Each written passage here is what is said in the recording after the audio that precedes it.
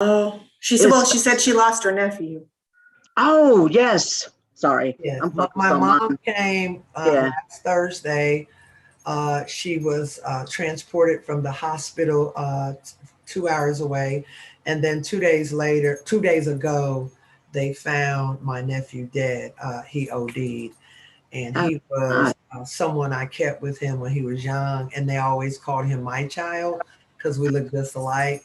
And so, yeah, I just think it's all a game, though. It's all a game. It's all a blessing that he doesn't suffer anymore. It's all a game, and it's a blessing that my mother. I'm in position now, and I'm joyful about transferring her care. I just think it's all a game. It's purposeful, and I'm up for the task. Amen. I just am. Amen. We're Okay. live. Okay. Uh-oh. Good afternoon, everyone, and welcome to our conversation today on the value of healthy relationships. I'm here if you need me. I love that title. Um, and I mean that with all of my heart. I thank you for finding this a conversation worth your time. Today, we'd like to spend a little bit of your day talking about the importance and the need for ongoing supportive relationships, whether it's wrapped in peer support, case management, or family development. My mentor, Tom Dillard, always reminded us at Impact that it's always about relationships. Now that we have collectively, as a society, begun to seriously talk about addressing hate, discrimination, hostility, brutality, violence, despair, hopelessness, and cruelty, I think that we must begin to talk about what will replace those things like love and hope, kindness, peace, support, compassion, trust, honesty, and faith. Those things that we can build healthy relations on with expectations attached to them, changing minds and changing hearts. So the goal of our time together today is look at how a return on investments is viewed, and then try to change the lens. Sometimes we look at a return on investment of just that one person that sits with us or that we walk with, and we forget about all the lives that are attached to them, how they will be affected when the other lives are changed. Families become reunited. Children are removed out of foster care and kinship care programs and moved back to their families. Then they begin to do better in school. They're not as hurt and as angry. Parents go into training programs like maybe you saw this morning with the Impact Community Action Reentry Program, or you heard about on the first day of Reentry Week from the Columbus Urban League Building Futures Program and the Alvis House, the Alvis 360 Edges Program, all designed to help facilitate reentry and reintegration of our citizens back home, all wrapped in intentional, caring, loving touch on their lives. So we want you to leave here today asking yourself 3 questions that only you need to know the answer to. One being, do you believe there can be change? 2, do you know the power of love? And 3, are you willing to be the change that you want to see? I used to be very uncomfortable at talking about love in settings like this, but I now understand it's really the best way for me to be used. I know that change can take place. You see, I'm in recovery myself from addiction, and I serve as a peer support specialist. I'm also a survivor of domestic violence, where over 30 years ago, I shot and killed my husband in order to save my life and the lives of my children. I was never arrested or charged in his death. It was deemed a justifiable homicide, which is a miracle because that was in 1983 when I was 27 years old. But the trauma from that life event almost destroyed me. So I know that love changed me. And I know that I am the change that I want to see. And I spend my life laser focused on my assignment. I freely give what was given to me by the grace of the God of my understanding. I see love changing lives every day, beginning with the love of self. We always want people we provide services for to know, as lonely as it sometimes feels, you are never alone. So that's a little backdrop on me and why this topic is so very important. Now, please allow me to introduce our much loved and respected panel guests. And I thank you, ladies, for agreeing to share some of your story on how an ongoing relationship has supported and helped you with the life you desire and you deserve. I'm going to start with Marvetta Fro Shelton, who we met over 13 years ago and have maintained a healthy, serving relationship together. Marvetta? Yes. Hi. Hello. So am I to just introduce myself? Yes, Marvetta Fro Shelton. I am Marvetta Fro Shelton, and I am super excited and very grateful. When I met Miss Marcia, and I was a part of one of the enrollees of the very first pilot program, the reentry program at Impact Community Action. I had completed several reentry programs, but none like this one.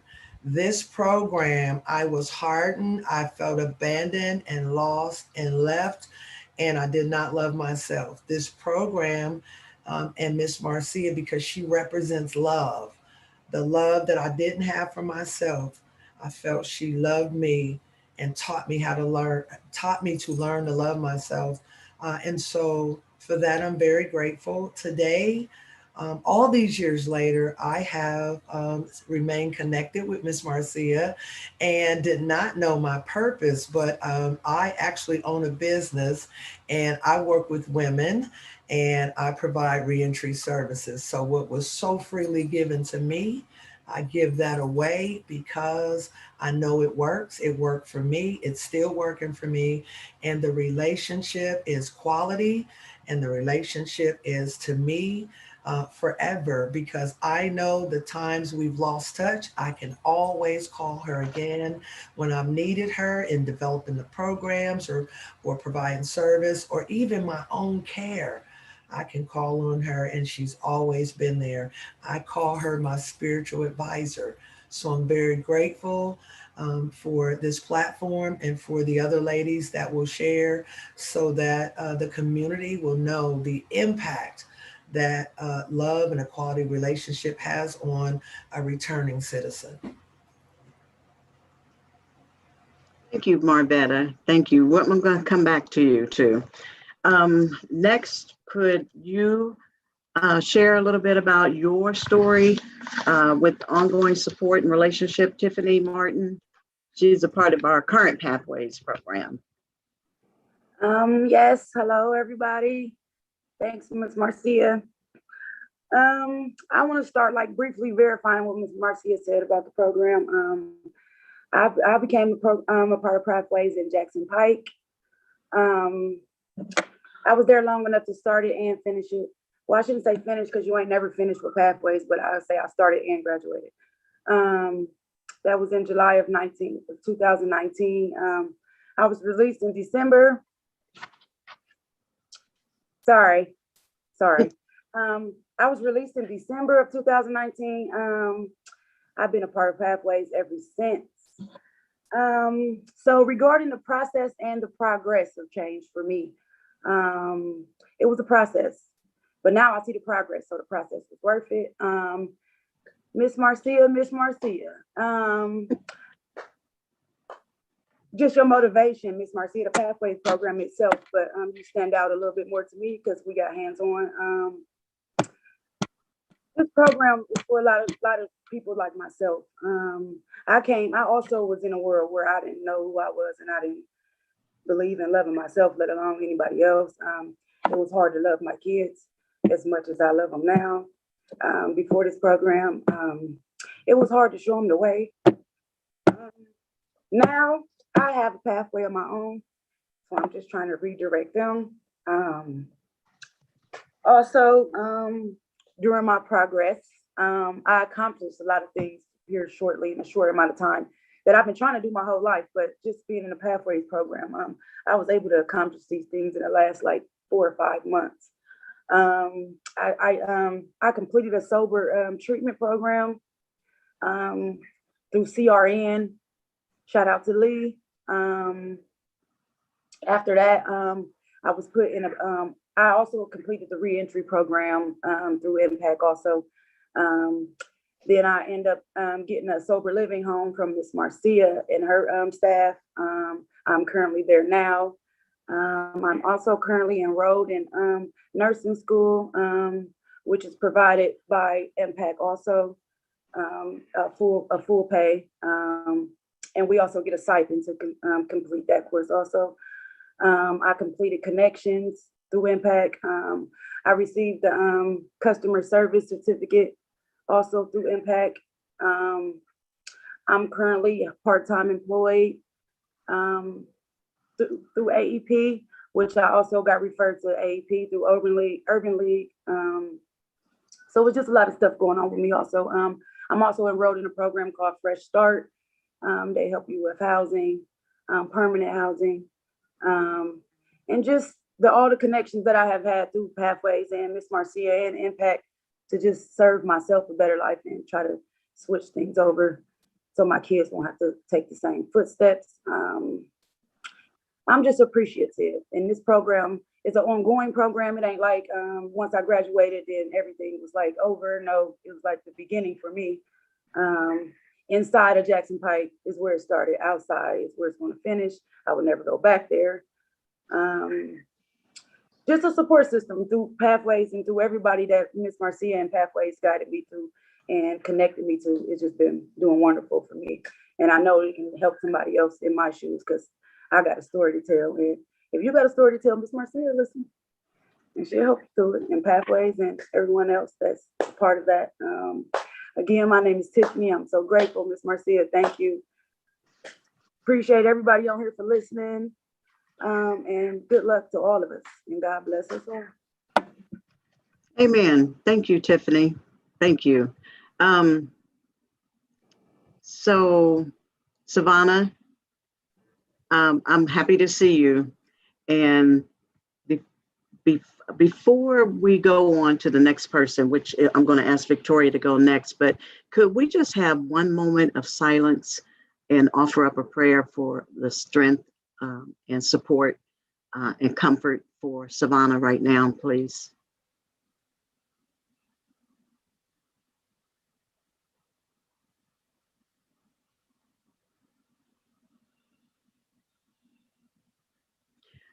All right, thank you. For those of you who are just joining, Savannah lost a family member that is greatly loved and will be greatly missed by her, but she showed up anyway today, and I'm so grateful for that. But I want you to know, sweetheart, I love you. I love you. I love you. My support continues to wrap around you for anything that you need and that your family needs, okay? That I am here to be with you, okay? So, Victoria, are you ready? This is Victoria Stewart, who is like a daughter to me. I know she's not supposed to be because she's on my caseload, but I truly love and support this child. She has greatness inside of her. And she's going to share a little bit about what her journey has been. Hi, I'm Victoria Stewart. I am currently in the Pathways program, and I'm just going to read what I wrote. Okay, so here we go. The importance of a healthy relationship to me means everything. As a young girl growing up in a household where the only love we knew was abuse and drugs, I watched my mother all the time and couldn't understand why she was going through. I remember asking, why does she drink so much and sleep so much? As a young girl, I was sexually abused. From the moment on, I felt like I was no good. I was damaged goods. So I started taking little drinks of beer when I went to visit my dad. And I loved the way it made me feel. Then as I got older, I started using even harder drugs, one drug at a time, to try to fix myself, and it wasn't working. The older I got, the more I did. I started going in and out of jail so many times, and the last few times was because I was trying everything I could to free myself from the lifestyle I was living.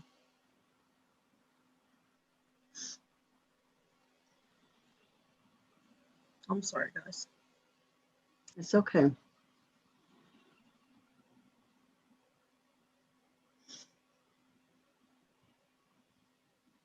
I was told by another inmate about the Pathways program, and I was all for it.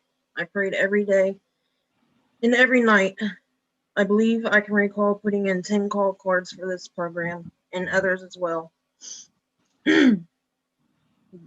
This was my new journey in the beginning, and I was so ready for it.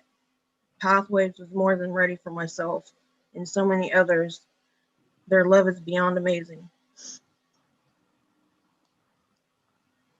I have some amazing support behind me. No matter what is going on in my life, they have never given up on me. The Pathways program saved my life, and their hands is always out and ready to take yours. It's so emotional.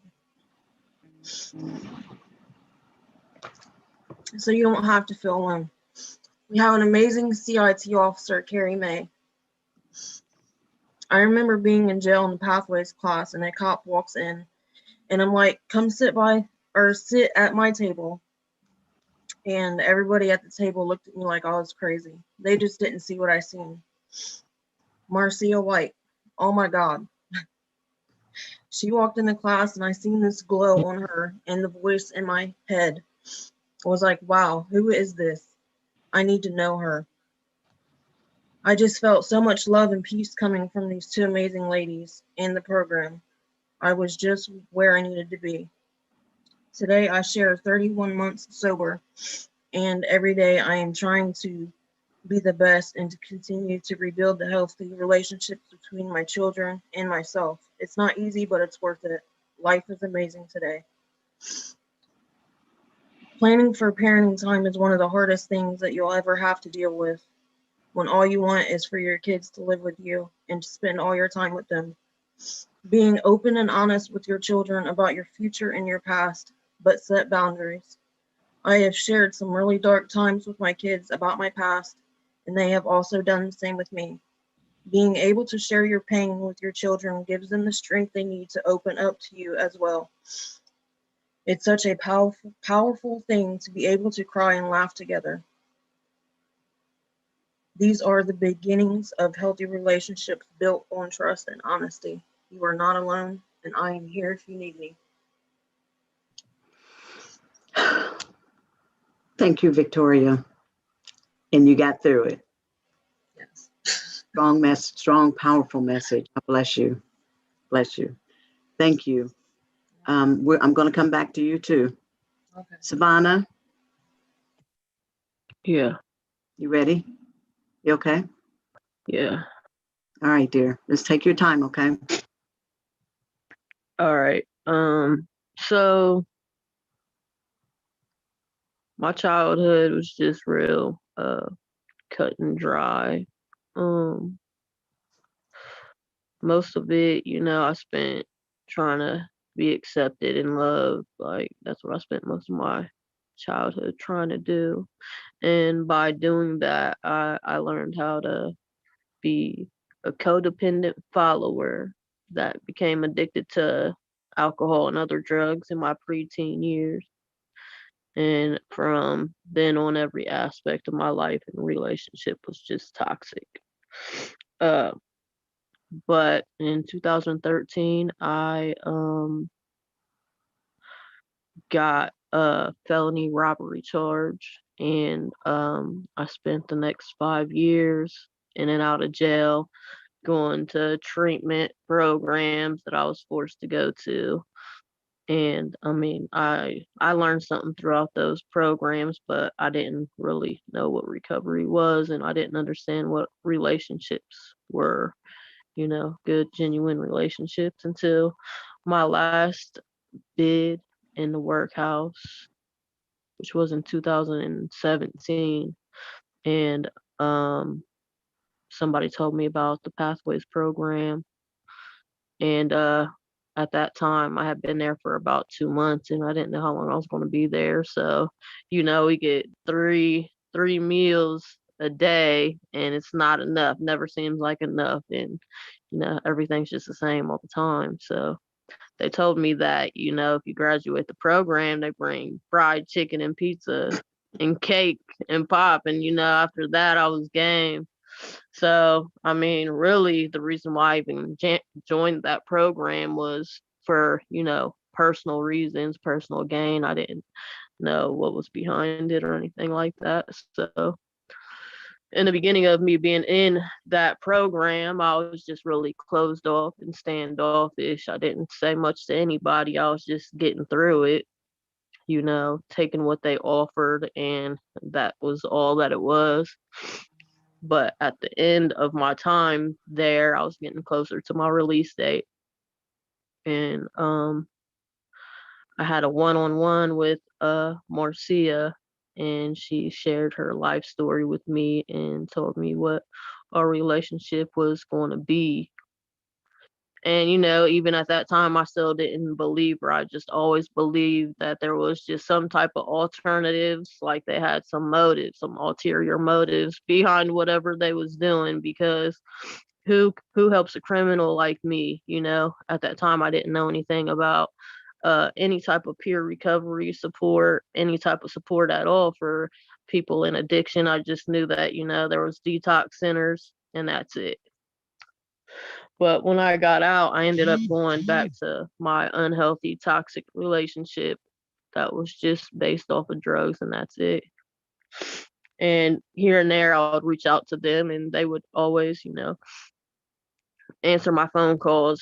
But like after a while, I started to realize that they was really, there for me and wanted to build a relationship with me and tried to build rapport.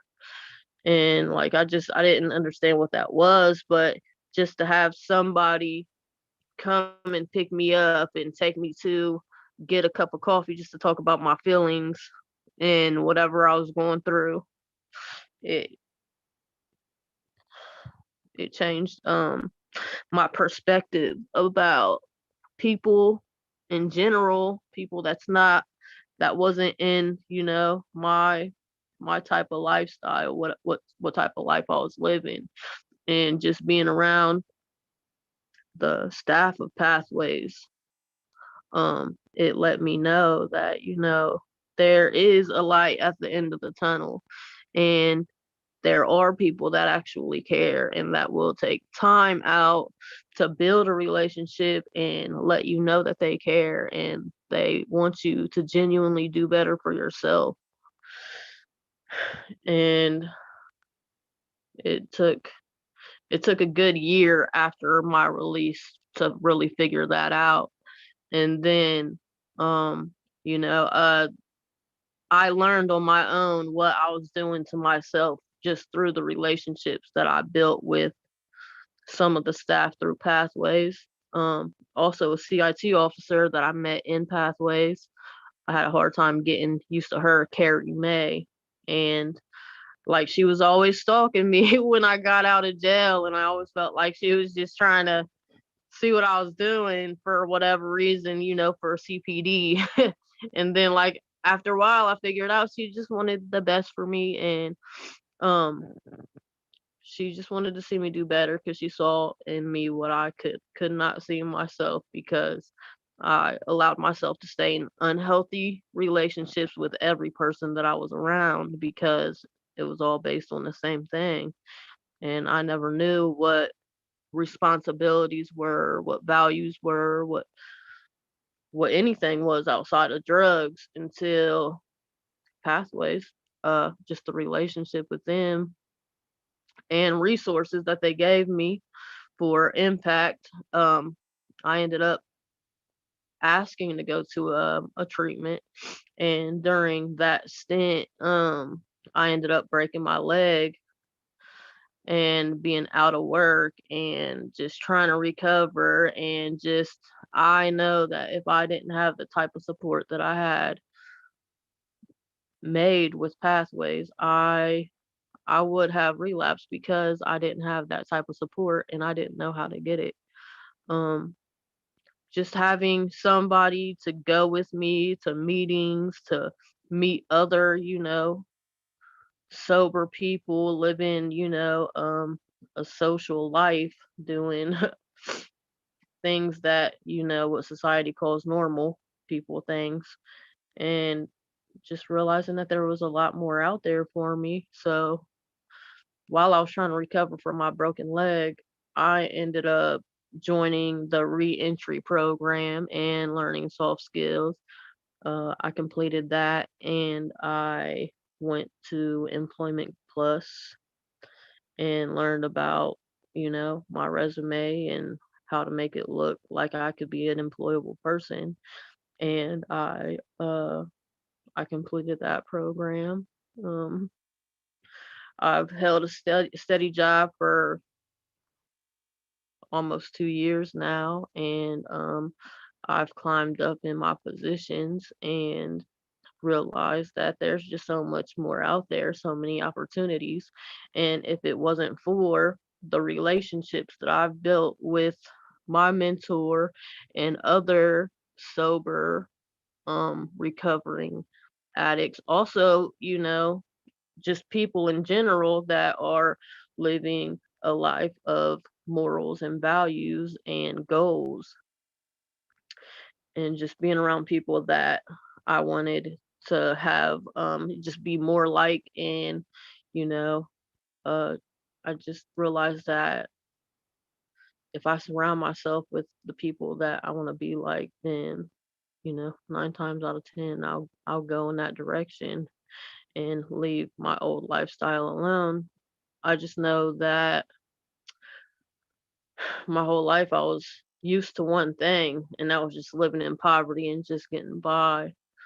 But after getting through my addiction process and meeting people out of my scope, I realized that there's just so much more, and it takes a lot of hard work and effort, and it's just something that you need support to get through, because a lot of people that come from where I come from don't have that, and we need that. So that's all I have to say. Whew, that was so awesome. Thank you. Thank you, Savannah. So I have some questions that I want to present to you guys. So Savannah, and you talked about the relationship that started inside of the jail almost 2 years ago. So one of the things I want people to walk away from this conversation is understanding the real need to have ongoing support. That because you 2 years ago, after that first year, it took for us to jail in a relationship. And then it took you another 6 months or more when you were actually in treatment to trust me that what we were working on was in your best interest, not my best interest. I'm just a passenger riding along with you. But did you know what you were looking for in a peer supporter? And Victoria and Tiffany, you think about the answer to that question as well. Did you know what you were looking for in a peer supporter or case manager? And how long did you anticipate the relationship lasting? Honestly, I had no idea what that even was.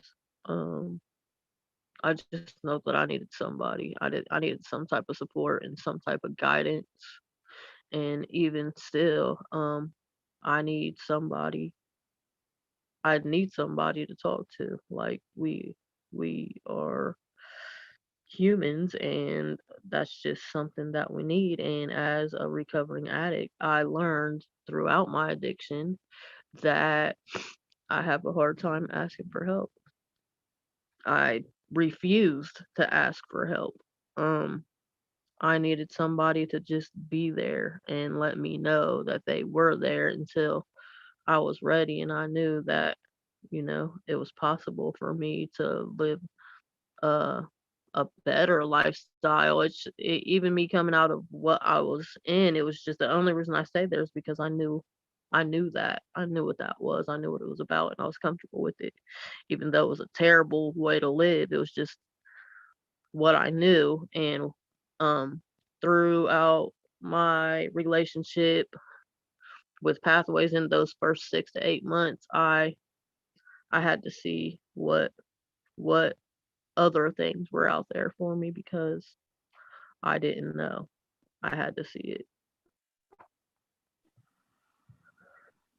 Did you have a guesstimated amount of time that um, the relationship, the peer support would last?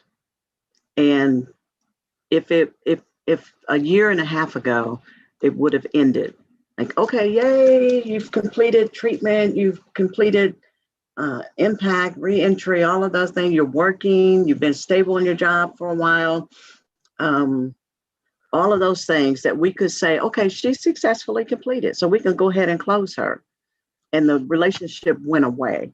How do you think that would have impacted the progress? I think I would have ended up finding myself being overwhelmed, not being able to just have a good whole balance. I think a lot of it took a lot of time and a lot of education, becoming educated on how to relive my lifestyle, what the structure was, and what a good balance of everything was for a person like myself that was only focused on one thing and one thing only, to turn over and have to focus on 10 different things every day and have a good equal balance of it. But I mean, it was one thing at a time, and it takes time. I can't even say that right now I'm fully recovered because like I said, I'm always going to need some type of help. 6 months ain't long enough. A year wasn't long enough. Sometimes 2 years isn't long enough. I feel like the program Amethyst, that program, it speaks for itself. So it takes more than a year or two. It takes a while. I can't even say that I'm done with it right now. Amen. Let me just say that right at this very moment, I want to be sitting there right beside you, holding your hand and just being with you and to sit with you through your sorrow. That's the way I feel right now. So I'm not going anywhere. I'm still here if you need me. In some kind of way, I'm going to get to sit beside you. You might have to come out to the resource center tonight while I'm there. Yeah, you're still one of the first people I reach out to when anything happens, good or bad. Thank you, ma'am. Tiffany, Thank how you. about you? When we first met in Jackson Pike, I remember hearing this, how you ended up there, but also what your goal was in the reconciliation of the relationship with your family and particularly with your children. And so that was almost 2 years ago too. But yet we are still moving forward. So keep in mind, to our guests and to our audience, the purpose is for people to see and feel the need for ongoing support. So even though we've been together for 2 years, going on 3 years, with Marvetta for 13 years, relationships do not end just because programs end. And I struggle with that. So I collect relationships because I collect people in my life. They become a part of my community family. And so what I would want for my own family and my own children is what I would want for them as well. So Tiffany, can you talk a little bit about the value of ongoing support in the relationship? Yes. First off, I didn't even know what the relationship word meant. I just always thought relationship mean my boyfriend. I never really looked at like every person you come encounter with, you building a relationship, whether it's your boyfriend, whether it's your friend, whether it's your teacher, your employer. It's all built around relationships. I just didn't know what relationship meant. So if you don't know what it means, then you don't know how to handle it or deal with it. Peer support. When I first met, when I first got in Pathways, also, it was just a program that I heard about. One of the girls told me that y'all was gonna have some peace and stuff, and I ain't had that in a couple months because I was in jail. But once I got there, it was like a different. I don't know. I ain't never really had a mom. I've been a mom since 13. I had my first baby at 13, so I never knew how to be nothing but try to be a mom. I never was taught how to be no mom. I just went with the flow. So I never really had discipline. Nobody never really told me what to do. I grew up telling myself what to do. Or advice. I was giving my own self advice. I never had the adult advice, like don't take candy from strangers, something just that simple. I didn't have none of that. So when I got in the Pathways program, Miss Marcia, Miss Patrice, Jen, there's another one I'm missing. Sorry if she hear me because she'll kill me if I didn't say her name. But Carrie Mae, I don't know. It was just like they was like I went from having no guidance to like 4 moms in one. Like, and everybody had a different point of view on how to direct me. Like everybody didn't have the same like opinion on what to tell me what to do. Even though all the opinions that they gave me or all the advice they gave me was correct, it's just they had their own way of giving it. So that made me feel like I had 4 different moms, like, or just a support period. So the word support to me, I learned the word support from Pathways. I never had no support. I was a supporter. And now that I know what support means, the support that I was even giving other people who was around me, I wouldn't re-give that support I was giving them either. I probably would change the whole route of my own support system towards others because I am a leader, I always have been. So people listen to me. And if I knew what to tell them like I do now, then maybe a few people that came in my life who was looking for me to give them the right advice, maybe I could have. But I didn't know what the word meant until relationship or support until I got in Pathways. And the time length, there's no time. Like when I first went to Pathways, I felt like, oh, okay. Then even when I got out, okay, Miss Marcia, she still was calling. She's looking for me. I'm all the way in a whole nother city. She's still looking for me. I'm trying to, I answer sometimes, but then I won't answer. Like if I already know what she's about to say, so I don't even want to hear it. But I just want to see my kids. And when I did go see them, I seen them, but I didn't know what to give them. Like, I don't know. I had learned all this stuff from Pathways in Jackson Pike. I had learned, but I didn't know how to, I know it, but I didn't know how to give it. Like, it's just stuck in me, but I didn't know how to release it without making them feel or running them off.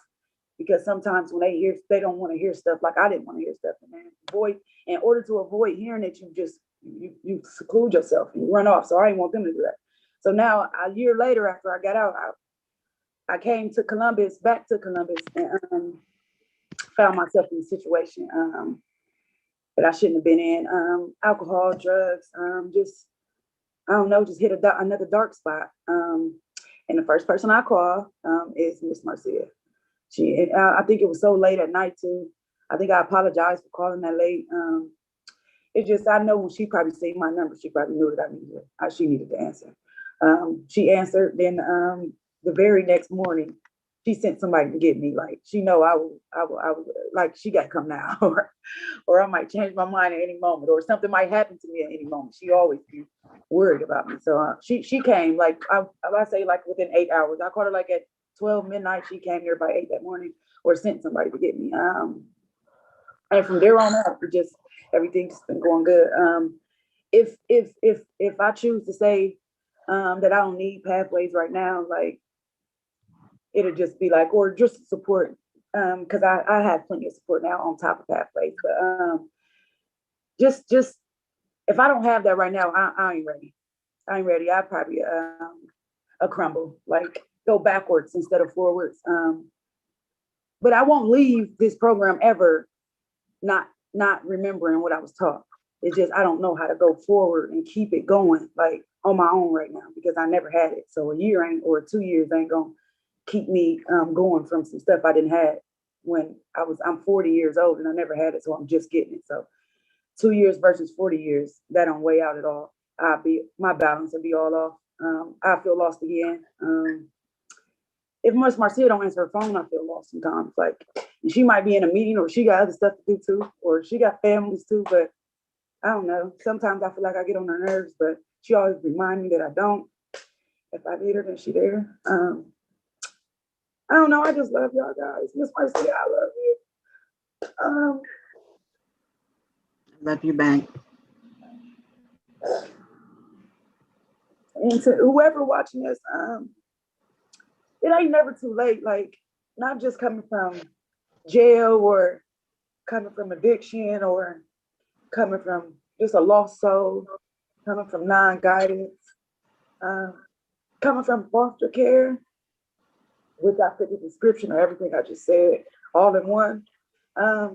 Just don't give up, because there's somebody who cares. And if you surrounded around people who you feel like that you don't care, then maybe you might be in the wrong environment or you're around the wrong people.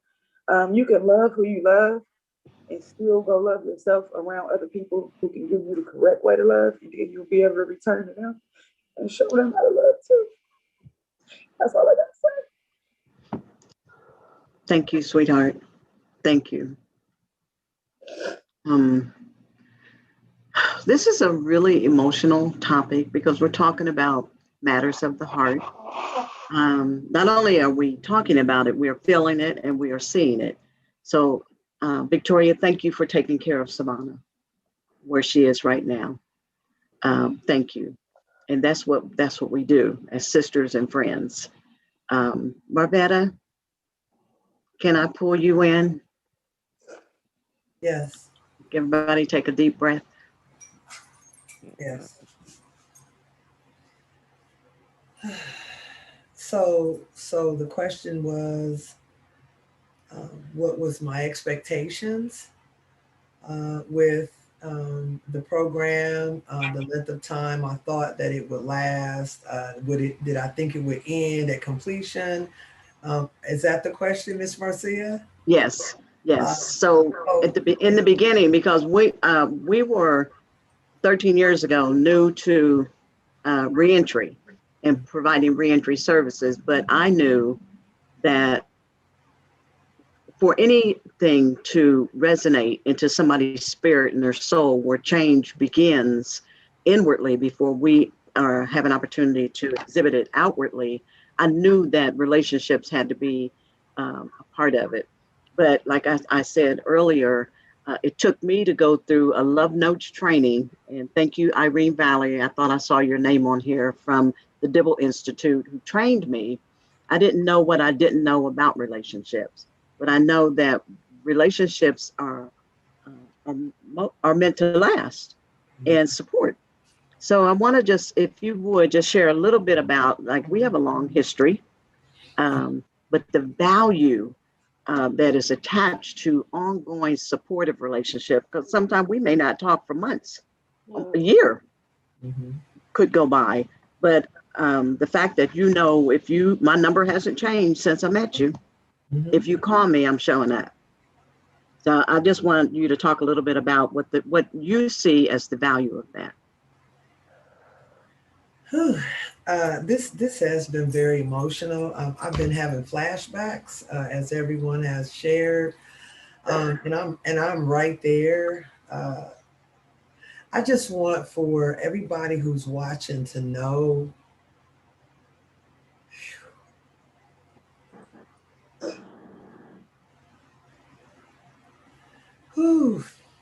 how important it is to have someone to care about you at any cost, because we come from, broken family structures, toxic environments, lack of care, the lessons we're taught we don't know no better until we meet somebody like Miss Marcia who can put it in perspective. So for me, I had no expectations. I came into the program. It was a pilot. It was only 2 females and I think 12 guys. And they didn't know if it would work. We didn't know if it would work. But I said that I would give it my all. But Miss Marcia, this is the truth. I was a guarded, stay away from me. I'm going to get through this on my own type of person. The streets and prison hardened my heart. And Miss Marcia just would not go away. Like it was almost like I felt stalked, but with love, It was like, it was so genuine, authentic, unconditional. It changed my whole world. Like my perception changed. And so as we moved through the program, I never ever felt there would be an end. I just did not. We got through the first tier, and then you went to a second tier, and then I was expecting a 30th tier and an 80th tier. Like I just never thought it would end, but I didn't understand how valuable it was, just to the inner core of the being of self, just the spiritual concept when you knew it was something greater than you, but you just didn't have anybody to ride with you. You just didn't have it. You couldn't trust nobody. Everybody had motives. This was just so genuine, so sincere, so real, and still of great value. So I just want all the people that are watching, listening, to know, when it comes to programs that are designed to improve the quality of life, and as we speak on reentry and reintegration, to reduce recidivism, this type of design has to be implemented. I mean, otherwise we're going to be a hamster on the wheel. I am where I am today because of Miss Marcia, and simple things like the Love Notes curriculum. You're in a class, you've been incarcerated, it's a little young guy that's just pursuing you, and you can't do it because it's not appropriate, but you're tapping on them at lunch, and then something's happening. And Miss Marcia said, you gotta watch that. That's relational. And I didn't think nothing of it. So just understanding quality relationships, appropriate relationships, knowing your worth. I didn't even know my worth. And just having someone just pour into you and just encourage you and share things that you don't know where they looking at. You like, is she looking at me saying this stuff? And then over time it unfolds, and then you start to see it and be it. Because I too, like the other ladies, I'll be 14 years sober, but that means nothing. Like I just have today, like everybody else, and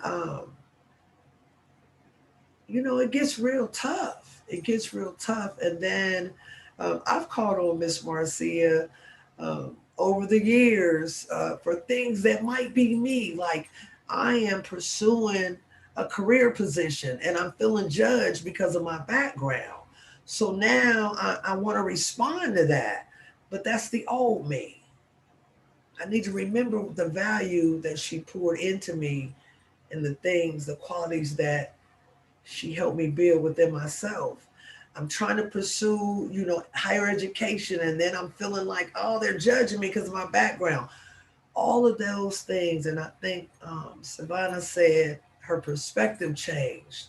Somewhere my perspective changed in working with Miss Marcia. My lens of life was different. It's been so different. Then I desire to love, to work with people just like us, because it's purposeful. We have greatness. We belong. We have so much to give. We have so much to offer. And you know, it's like a ripple. It's the true ripple of impact community action. That ripple effect, it's a true ripple. And not just me, I was scared to have my kid back in my life. I didn't think I could do it. And Miss Marcia walked me through the whole process. And she was a stranger to me. She was little, and now she was a teenager, and I didn't know how to deal with that. She showed me how to deal with that. Like those type of things. Just as God has graced me to build my life and to serve, because I just want to serve. Miss Marcia is always there. She's always there. I always could call her. I can run things by her. And the value is priceless. It's priceless. So I just have to say it's imperative for decision makers to hear from real people who's been impacted by this wonderful, wonderful relationship. Case management. What? I didn't know I was a case that needed to be managed. I didn't know that. I had no idea. But thank God for the structure. I was taught structure. I was taught, you know, what chronological order and prioritization was. I was taught what effort was. I was taught what responsibility was. I was taught the things that I didn't have because I was just out there free falling. So that's why it's so valuable to me. It's been so valuable to me. And I'm so emotional because these ladies, I just love them. I feel their soul. I got that same pain, you know, today as like in the beginning. It's a joy today, but it's painful because other people are hurting and the systems don't see what's needed and what's required. And then you have people wanting to serve and help and they just don't know the value. So it's priceless. It's priceless. Amen. Thank you for that. Yeah. So the go, and let me just say thank you guys for all the kudos for Miss Marcia. I appreciate that. But the goal is for people to walk away from here really understanding the value of ongoing supportive relationships. Yeah. So I have always struggled in trying to explain the return on investment and not just looking at that one person that you spend time with, but there are people who love them, whose lives are attached to them, will be changed because your life has changed. It's generational change. It won't even just stop with your children. It will go on to your grandchildren and to your great grandchildren, but you start a new cycle for life and living and loving. A lot of programs, I know I had this conversation with my CEO over at Impact, Bo Chilton, when we first started Impact, and he called me the fluff person because I thought everything that we did should have been based on love and compassion and caring.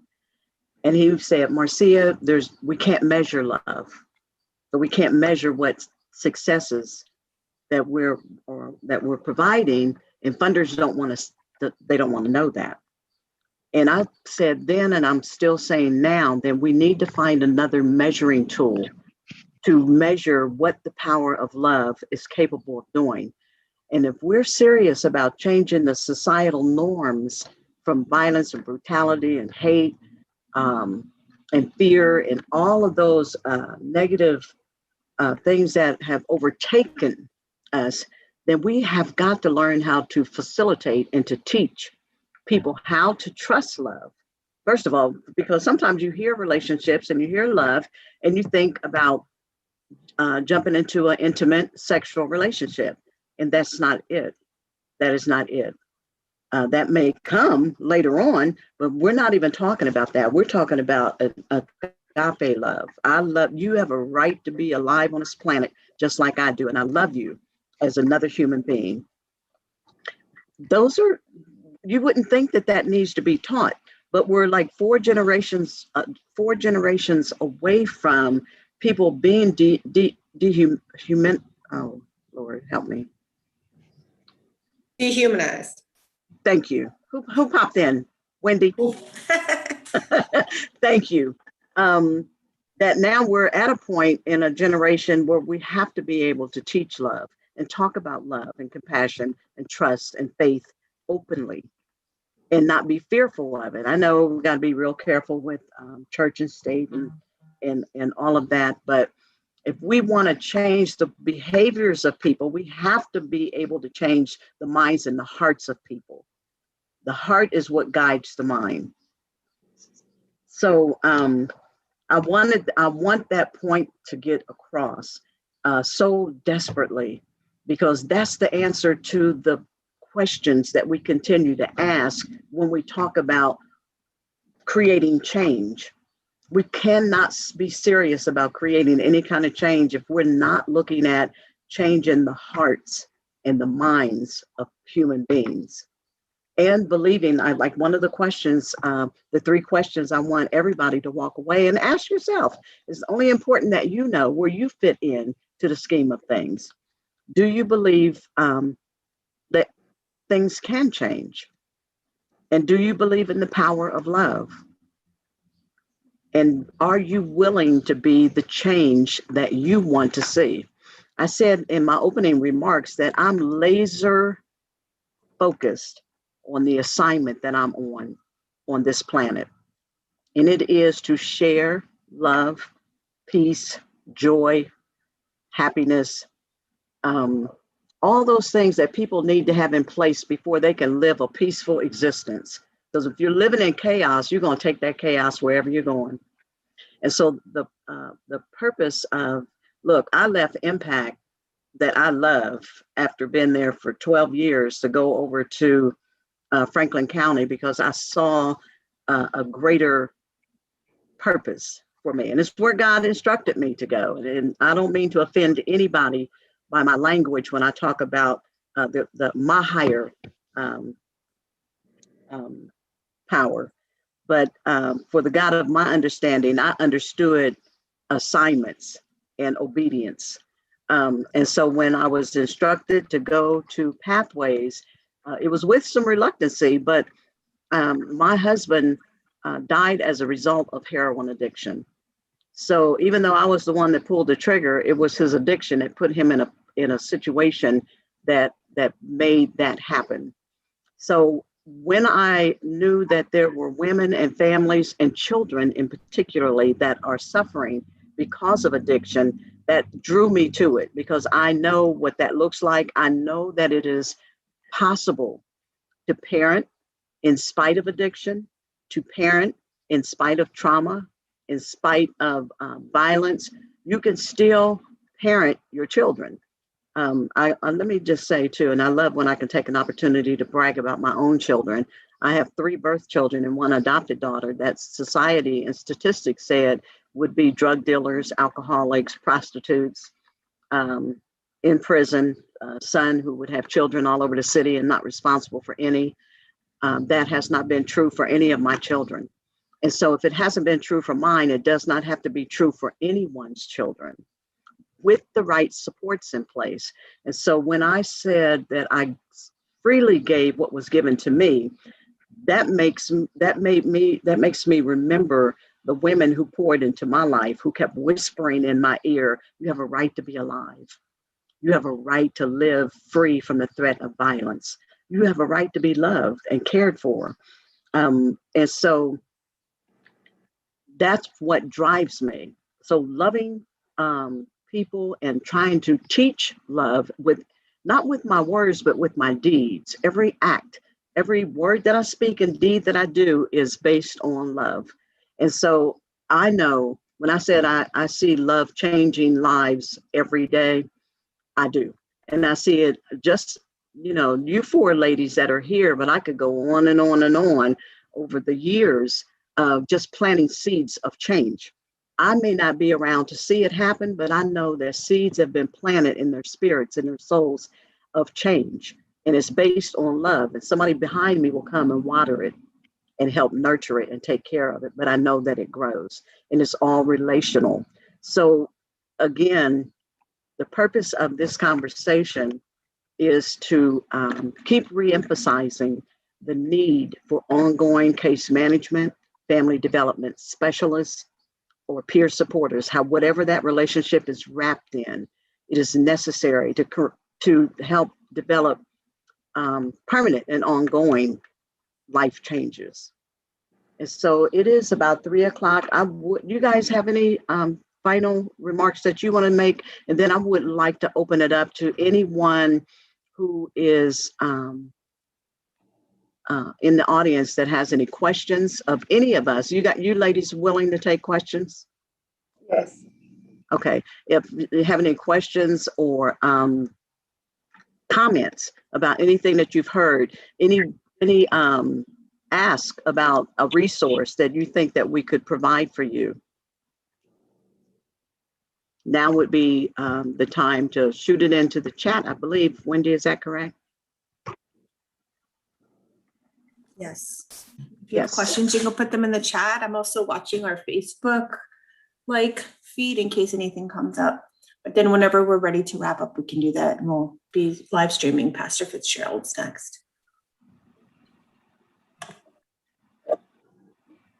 Miss Marcia, Yes, ma'am. could I make a quick comment? Yes, absolutely. So I just want to make a quick comment regarding programs, expectations, and I have to share. I feel very fortunate. It's been a long road, a long journey, but I have probably exceeded all expectations externally with achieving goals and just getting my daughter back, parenting, and higher education, home ownership, and being a business owner that provides reentry services. But I think the point that I want to drive home is that it's internal. It's the transformation internally. It is the emotional ongoing support. It is the the mentorship, the peer support. It is the case management. It is the family development. All of those things stabilize the inside, which will allow you to achieve goals on the outside, which will help you to move past that 3-year time stamp of recidivism and to continue to elevate and grow. And for me, I'm reaching back for people just like me so I can give some to them because I want to share hope, because every day I wake up, I know it happens, but it had to happen through this process. And for everybody listening, everybody else said it, the other lady said it, this is the key core component. I can't do well on a job if I'm not stable on the inside. I'm going to end up losing it. If I don't have ongoing support, if I've never had a quality relationship and now I have a chance to, it's so meaningful. And I just wanted to say that. Thank you. Thank you. Thank you. Oh, goodness. I'm reading a comment. Oh, I wasn't sure if it was a question.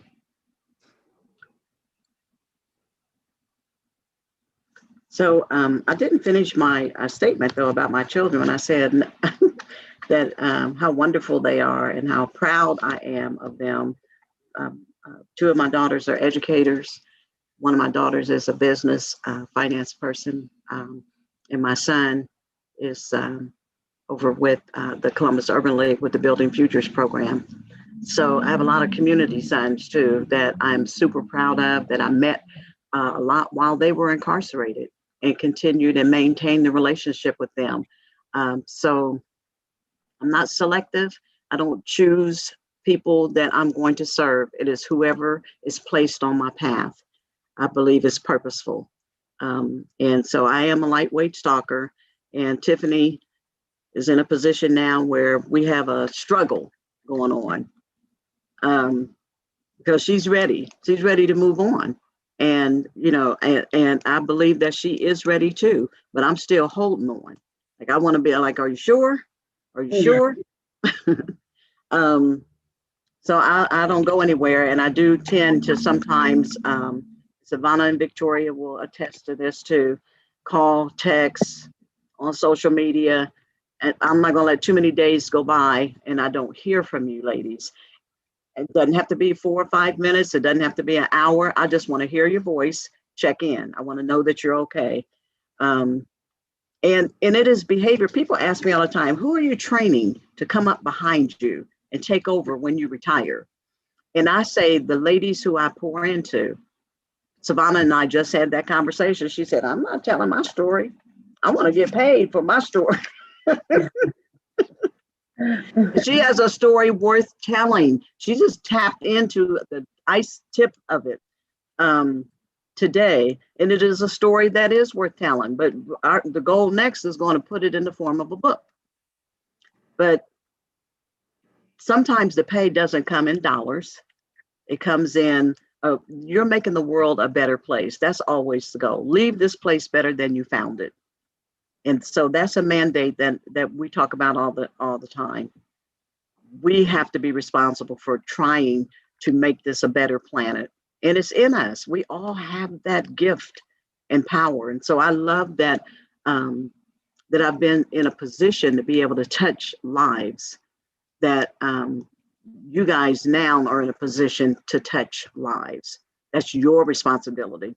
One more thing, and I hope that some questions will pop up, because I hope that we at least made some people start thinking about using love and compassion and peace and all of those things that really create community change, generational change, and worldly change. But Marvetta, you're the only person in my career ever filed a complaint against me. When we were working together, she was so mad at me. She wanted to get her driver's license, like right into the program. And I was like, do you have a car? She said, no. I was like, well, you don't need a driver's license right now. We're focusing on something else. She was like, I want my driver's license right now. And I was like, that's not going to be a goal we're going to work on right now. She was so mad at me. But it wasn't even, it took me to back up and say, it's not even the driver's license. She just needs some control. It's her life. She's going to want the control over that. But because I didn't do it, she wrote a complaint at Impact on me. And I was so tickled because I was like, I'm still not going anywhere. But we're not working on the driver's license right now. It wasn't a removal complaint. It was because I wasn't where I am now. I know. It was right new into the program. So that goes again at looking at the value of establishing healthy, supportive relationships. So there's still nothing any of you guys could do that I'm going away. I'm not. I'm one of those permanent people that hold on to relationships, even when the program ends. And you know, when your grandmothers, I still want to know that you're doing well, and I still want to know that you're passing on what you've learned and what was so freely given to you, that you are so freely given to the world. That's how change is going to happen, one person at a time. And so I hope that somebody is listening. Oh, I wanted to. You have a question, Marcia. Oh, I'm so sorry. Victoria, Savannah. Oh, your hand's raised. Savannah, you have your hand up. I would like to make a couple of statements. Oh, yay. Can you hear me? Yes. Well, all right. So I grew up with no mother, no father, and my grandma, she took care of me, enough to get by. So I wake up for the next day. So I didn't have a lot of experience with knowing what love really is, or what, a good relationship is, or what boundaries are, any of that. I had no idea what that was. I just know I spent my whole life to try and get in where I fitted in and just be accepted by whoever would take me in, because I wasn't getting that at home. I didn't get that at all. So that's how I ended up falling into the lifestyle that I fell into as a child onwards to, my adult years. And I didn't understand the value of a relationship until Pathways, because of the type of relationships they showed. And it wasn't just Marcia. There were other staff members, but Marcia is the one that left the biggest impression, because, you know, I looked at you like the grandmother I never had, or just the person in my life that I just never had and I needed my whole life, you know. And you's just a role model for me, an example, and something, you know, a person that, you know, I want to be like, you know. And you just having you in my life for these past 3 years, it impacted me a lot, like a lot. And you know, without you, I don't know where I would really be right now. And there was definitely, I've had some support from the other people. I've definitely talked to a little bit of everybody in the Pathways staff, and all very, very supportive. But it's just, you know, having your presence and you just being available to me whenever I really needed you, even for my successes and for, you know, my failures and my ups and downs. And he was just the example that I needed to change my life around. And honestly, I don't know. I really don't know what type of life I'll be living if it wasn't for the resources you gave me, the, you know, the information you gave me, the support you gave me, you and every other person. Like, through you, I learned a lot about, you know, the reentry program, Impact, all these other places and things. And without, you know, people like yourself offering those types of things to, you know, recovering addicts and recovering people from mental issues, just people trying to recover from whatever. We all need somebody. We can't do this alone. And, you know, as far as, you know, a sexual relationship, that's not what it is. And you showed me what love really was. And I know my whole time just growing up, that's what I thought it was. I thought it was a, you know, an intimate relationship. That's what I thought an intimate relationship was. My significant other that I'm intimate with, but I didn't understand the emotional connection that you could have with somebody, or having those boundaries. And, you know, just I learned that through the process of the type of help that I was given through that program and onward. And not a lot of programs are like yours, or like Pathways. I'm sorry. Thank you, Savannah. Thank you. I totally agree. You're giving a high five. Thank you. Thank you for that. Pathways is a pretty awesome program. It's probably the only place I've ever worked where I am not hindered to hold back on really sharing what I know makes a difference in lives. I'm never told, like, you're giving too much, you're doing too much. They don't need that. Cut your phone off at 5 o'clock. I've had the freedom to be available, because I can work. I laugh when I say it, but I work third shift, so I'm the one that is on till 11 or 12 o'clock at night. So when somebody, Tiffany, I remember many nights of you calling 12 o'clock, 1 o'clock, and having long conversations. And and I don't have to say anything, because really some of the answers that you guys were looking for are inside of you. I was just a sounding board, and I'd answer the phone and just listen. And sometimes people just need someone who is there to listen and not provide you with the answers, because truly the answers are inside of you. Our job is to help you connect the dots and get to them. So I appreciate you guys so much. So we also had a guest coming in at 3:15, which was John Rush, who is the employer for Savannah and Victoria, where they have been employed both for almost 2 years. Both have been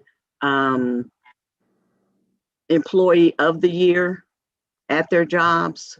They both started as general laborers. Now they have now in promotions of leadership. Savannah didn't brag about, and I'm going to brag about this on her, but she is in the 40-hour class for peer support certification. So she will no longer be my peer, but she will be a peer right beside of me, providing services. And I'm going to do everything I can to get her placed somewhere where she can use her gifts and talents, because she's a gifted giver too. And she is also, this is a really big deal because the Building Futures program is a hard program to get into. And she is in the Building Futures program at the Columbus Urban League. So she's in class during the day, getting a peer support certification with Franklin County. And she is in the building trades program with the unions in the evenings. So she's very good. And I believe she's still working part-time with Clean Turn as her time permits, third shift. So I love being a part of the struggle to get where she is right now, but I am so super proud right now. But the hurt that I see in her today, I'm glad that I can still find a way to be with her, to support her through that. And I'm thankful for the relationship that she and Victoria share as support people to each other. We have any questions or comments, Wendy, that need to be addressed? I don't think so. I think we've got it all. Okay. Thank you. Oops. Oh, wait, I'm sorry. Maria Ford is asking on Facebook. She wants to know, to the women that are in the panel, what are some of your long-term goals and how are you working towards them? For anybody, I guess, would like to answer. I probably can answer one. I want to be an RN, and that's my long-term goal. Right now, I'm in nursing school, so that's my first step, which is provided by Impact. And then I'm also enrolled in Columbus State in the fall. So I won't have to start at the bottom. When I get to Columbus State, I will already be up a couple levels due to the resources through Impact.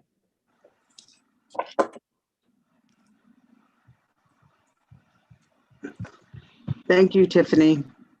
Thanks, Ms. Patrice. So, Savannah or Victoria, you want to answer?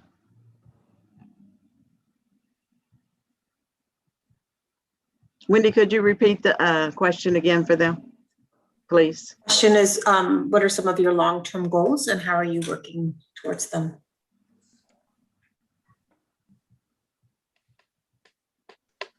All right, I'll answer. Okay, my long-term goal is to eventually be able to help people coming out of addiction and be a resource for them. I'm still stuck in between what exactly I'm trying to do, but between like a counselor or a social worker. But I just know that I want to be of assistance to other people and help them any way that I can.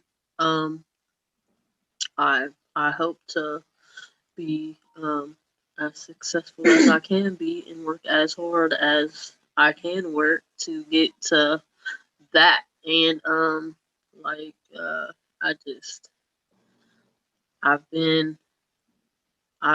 don't know, ever since I recovered from my broken leg, well, been trying to recover from it, it's like I just hit the ground running, and I've just been running at full speed ever since.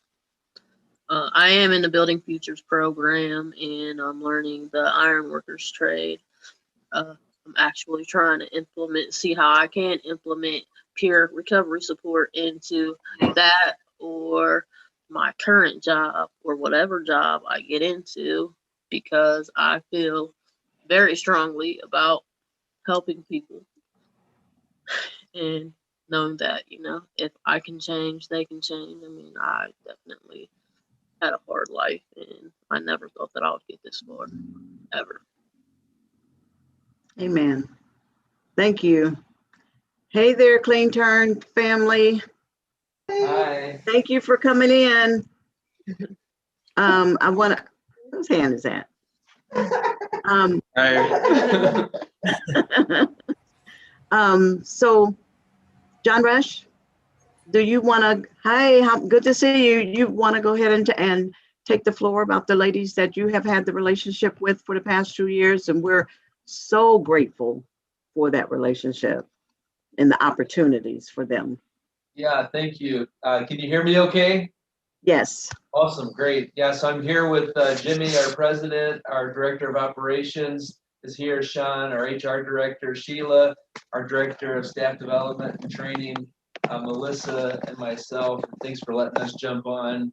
We're so proud of Tori and Savannah and the opportunity to be co-laborers with them here at Clean Turn as we go out and about and clean up our city. We like to think of ourselves as the best commercial cleaning option in the central Ohio, and it's because we have a great team, and Savannah and Tori are a part of that team and have been for some time now, providing leadership, both in terms of how they clean and execute on the job, but also in terms of how they coach and mentor and love the other team members that are around them. And so it's a joy to be able to hop on here and just as an executive team, affirm them, shout them out for the example that they set on what at the end of the day for us is our primary vision, and that is shattering the myth that a person's past dictates their future and being in the business of changing perceptions. We firmly believe that just because a person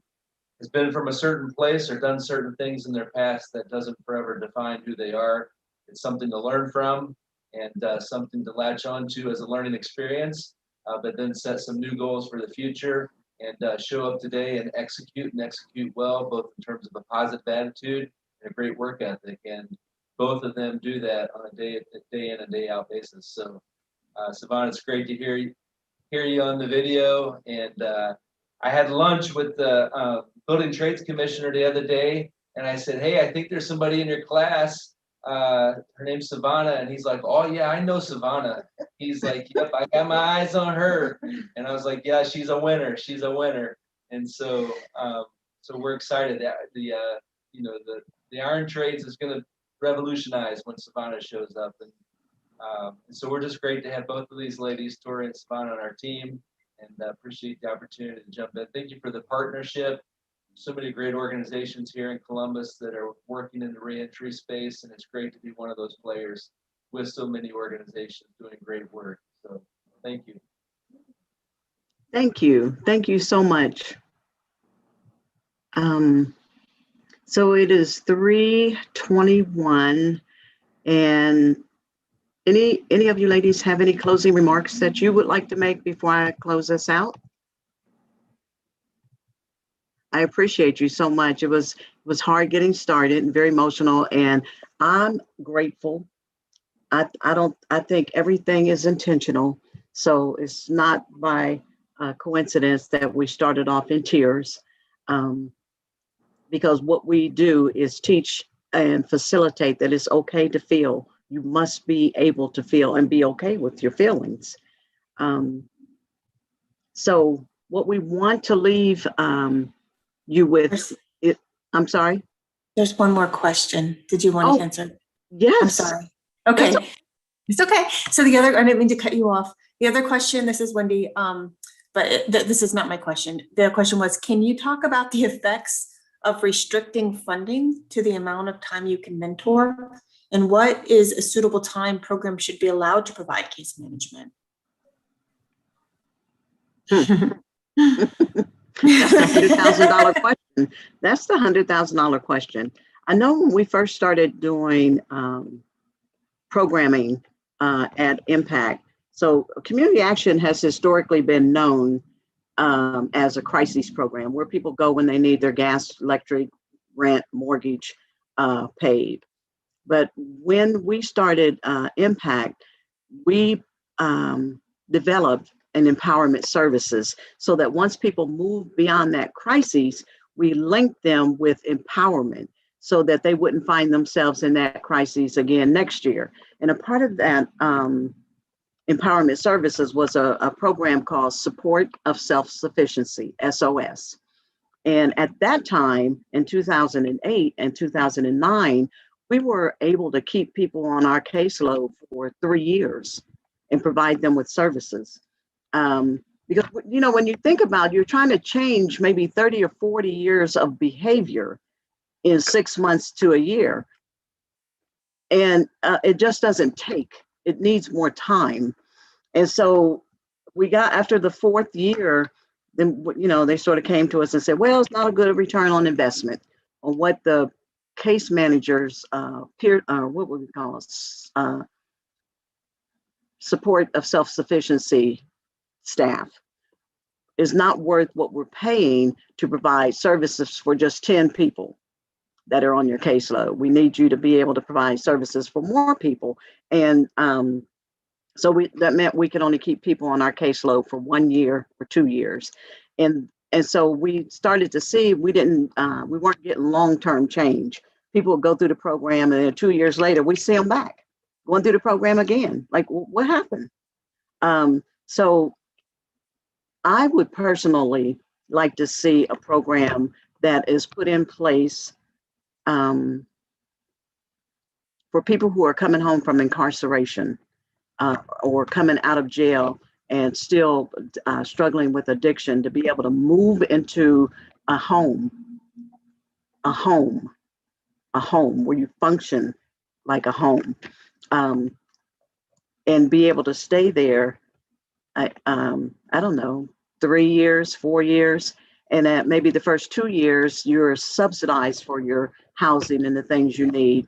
But then the more stable you become, you position yourself to be able to pay a portion of your rent too. So some people don't get it. I know when I was going through my struggle with addiction, I was addicted to violence because I was caught up in it for so long. To live without it seemed abnormal to me.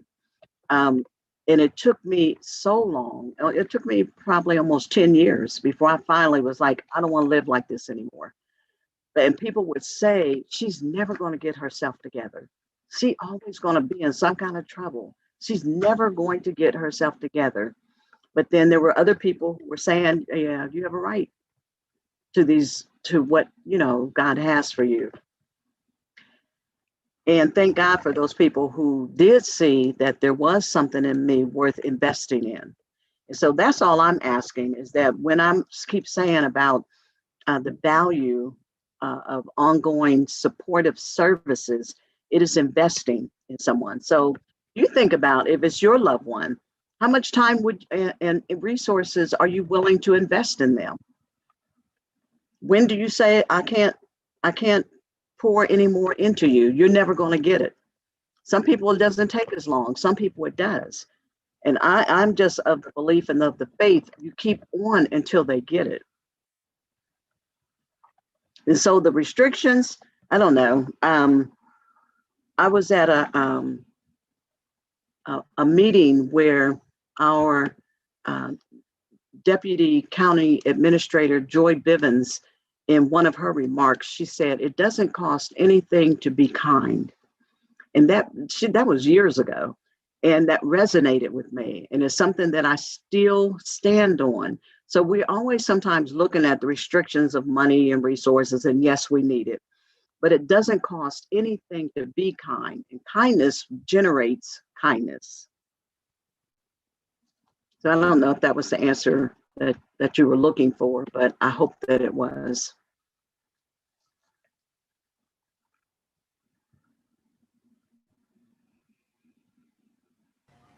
Can I make a comment?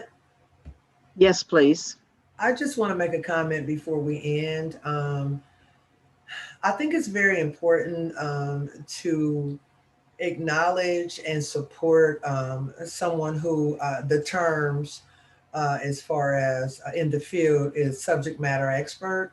I have a business. It's called Breaking Barriers, and I have to put a plug out there.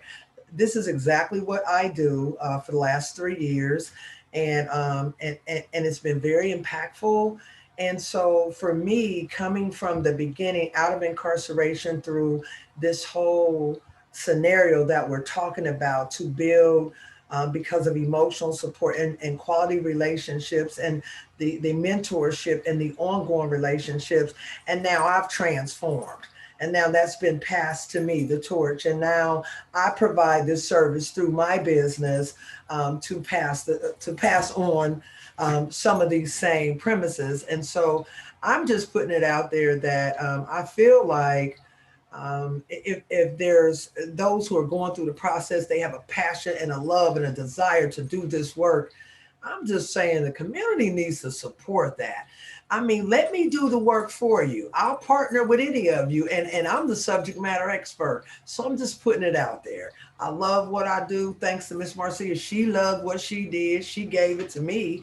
I love what I do. And then we have Savannah, who she loves helping people. I mean, this is how the ripple happens. But we have to support each person when they're in the phase or process of the ripple, because now I extend my reach to 100 women a year. So that's a major return on investment. That's a major ripple, not just my family, my daughter and generations, but the other women that I touch because Miss Marcia touched me. So I just want to say that. Thank you. Thank you, Marvetta. I got something to say. Okay. I'm gonna end it. I'm gonna end mine with a poem. I wrote a poem. It's only a couple sentences, but I want to read it. Oh, please. A good relationship starts with you. I found out things about myself I never knew. And actually just how much baggage I've been through. If you knew me, then you will know how much I have grew. The more I can divine my growth, the more I can honor my worth. Being made aware of my own baggage made me realize how I've been living my life as a savage. After taking this class, I will no longer jump into a relationship with baggage from the past, and acknowledging what I've been through on my new journey, I will only be taking a selective few. So to all my family and friends, this is where my new journey begins. The baggage I've been holding on to for so long will finally come to an end. I would like to thank Impact, Pathways, and my other peer supporters for the opportunity to help me re-enter this world, knowing that oysters turn into pearls.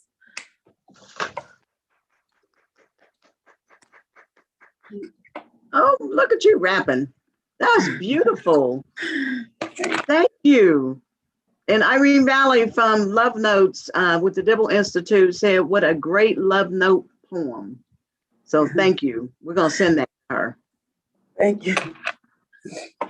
Anyone else have any closing remarks before? No. Victoria is always our quiet one, but she's the quiet one, but she's very profound when she does talk. Victoria really has my heart. She has the heart of a mother. She just doesn't know that she's going to be able to use that to make a living.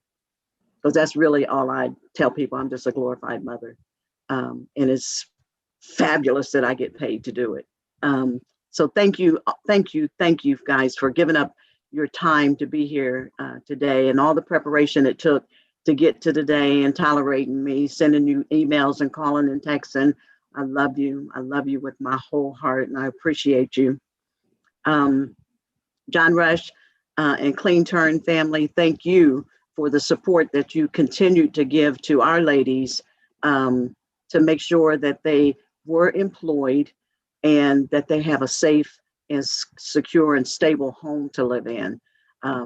You didn't say anything about that, and I'm not sure that I should be, but I appreciate that I know that they have a safe place to call home based on their relationship with you. So while a lot of the relationship was talked about with Pathways and Miss Marcia, and I appreciate that, there are other relationships too that have stepped in and filled voids where we couldn't when it came to providing safe, stable housing for our ladies, and is also attached with their employment and learning how to keep a stable home. So I appreciate you very much. And thank you guys for taking your time to come on with us today.